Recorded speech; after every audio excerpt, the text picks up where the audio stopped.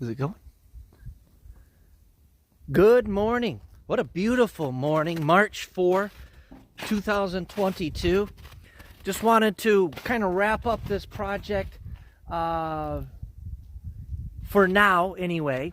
I've been a couple years ago, I come through and cut this about 5 acres. We're going to call it a deer sanctuary.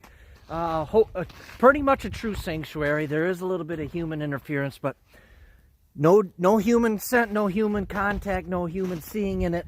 We got a little thick, had to come in here and fix some trails. I'm going to flag some of the trails today.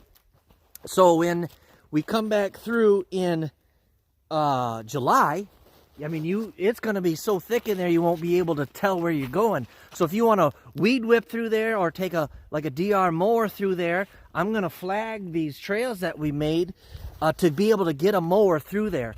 And after you mow them, take some Roundup and round up the vegetation so the deer will be able to tell where to go through in there in the summer, and then use it throughout the fall. That's the plan.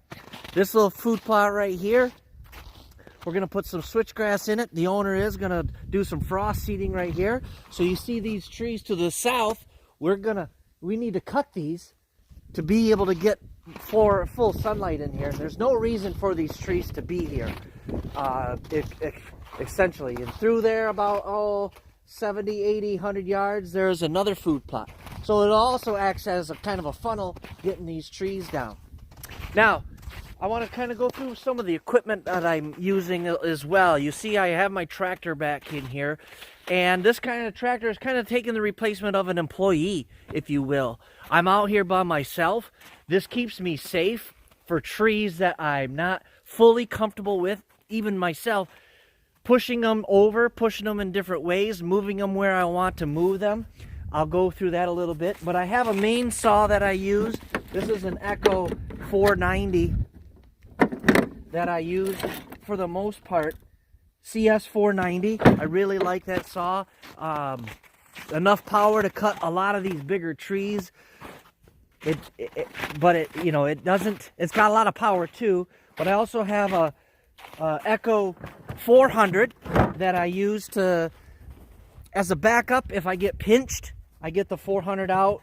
It's kind of doggy. It's good for probably firewood and whatnot. And I also have a T-handle, Echo T-handle here. If you follow me and you've seen some of the videos before, you've seen all this stuff before, but apologize for what is going on. There she is, little beauty. Look at the little beauty there. Apologize for the shaking of the camera, but so I got those three saws that I use. I use pre-mixed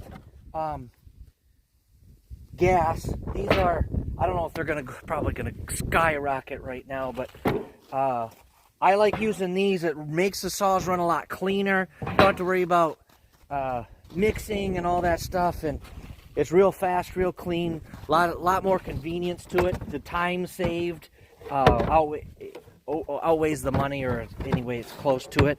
I don't have gas cans. Got my gear, of course, all the safety gear, helmet, chaps. These are chainsaw gloves. So that's all the stuff that I have. And again, this would take if I had an employee coming out and help, which I would love help, or love having a guy with me, a person. But we'd all still have to have a UTV 4-wheeler or something to get us out here. I do love working by myself as well, and then of course having the tractor here.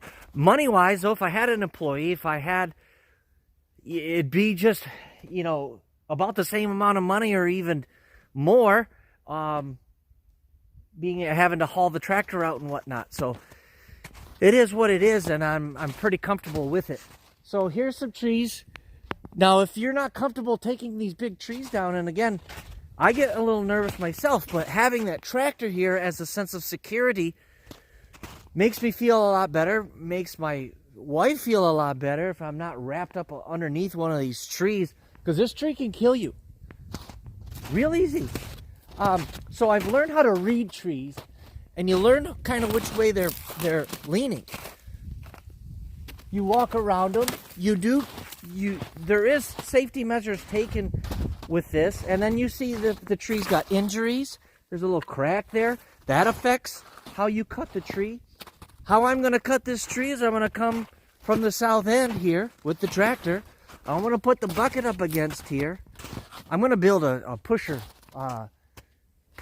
thing for the front of it, but the bucket works fine right now because I am taking a chance of this snapping back or moving the wrong way and cracking up my tractor too. I don't want that to happen, but I lean it up against here, and then I'll come and I'll cut it down, and of course kind of cross my fingers a little bit, make sure with my experience that it doesn't come back on my tractor, and here we are. So you'll see some trees in there now. I'll probably I've heard it called daisy chain the other day, and I kind of just call it a domino effect. I'll go in there to that tree that's about 20 yards away. That's a cherry. And those trees hold up pretty good. They're a little bit harder. This is a maple here. And I'll cut into that. So if this tree pushes into that tree's going to fall too. I call it domino. And that's what I'm going to do with all of these trees in here as well. Now this is stuff I can teach a landowner if they're not fully comfortable, because they're not running a chainsaw very much, and you guys have jobs you guys got to do, and I could come out and we can work together on this, or I can come out and teach you things like we'll identify trees. Those popples there snap off, and those popple tops can snap off even when they're coming down, and they'll come back towards you. So those are dangerous. Easy trees to cut, but dangerous with, like, if I push the tractor on that, the top will just flip back and it could land right on top of my tractor. Oh, great. I got something coming off my tractor right now. Look at that. Anyway, so again, apologize for the shaking of the camera and whatnot. I just kind of wanted to go through. Look at this tree right here that's leaning up against. That is definitely a widowmaker. Now I'm going to cut a bunch of those trees, and not so they fall, but I'm going to cut into them.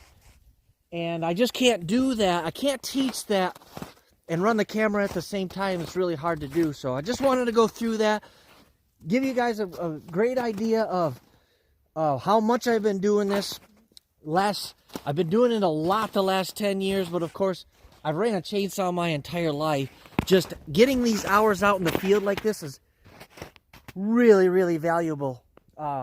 Getting hours behind the chainsaw every winter, many hours, and many tanks of gas. I usually kind of go on tanks of gas and how many I run. So I mean, the last few weeks I've ran 20 tanks of gas. So it's really great, and I appreciate it. Get a hold of me if you want any help with this, teach you, work with you, or even do it. I thanks a lot, and have a great day. God bless you.